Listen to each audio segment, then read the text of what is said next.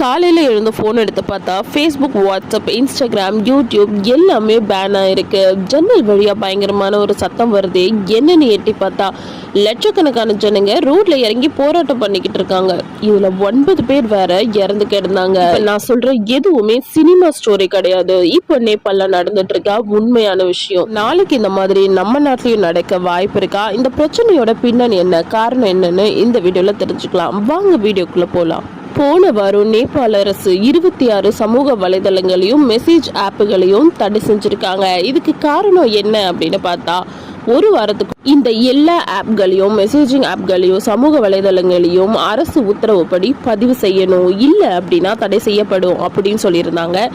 இது அரசு உத்தரவுப்படி பதிவு செய்யப்படலை, அதனால தடை செஞ்சிருக்காங்க. சரி, ஏன் திடீர்னு அரசு உத்தரவுப்படி பதிவு செய்யணும் அப்படின்ற கட்டளையை போட்டாங்கன்னு பார்க்கலாம். சமூக வலைதளங்கள்ல நிறைய ஃபேக்கான நியூஸ், தவறான நியூஸ், இந்த மாதிரி விஷயங்கள்லாம் நடந்துட்டு இருக்கு. இதனால நிறைய பிரச்சனைகள் வருது.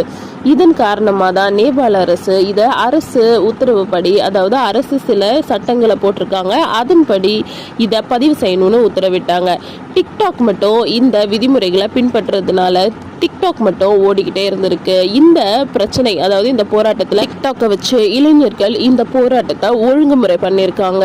ஆனா இந்த தடை என்டர்டெயின்மெண்ட்டுக்கு மட்டும் தடையாகலை. உங்க எல்லாருக்குமே தெரியும், நம்ம எல்லாருக்குமே தெரியும், இப்போ பிஸ்னஸ் ஆகட்டும், குழந்தைங்க படிப்பாகட்டும், பெரியவங்க படிப்பாகட்டும், எதுவாக இருந்தாலும் முழுக்க முழுக்க 95% வலைதளங்களை நம்பி தானே இருக்கு. பிஸ்னஸ் என்னாலே யூடியூப், ஃபேஸ்புக், வாட்ஸ்அப், இன்ஸ்டாகிராம் அப்படின்னு இந்த விஷயங்களை நம்பி தான் இருக்கு.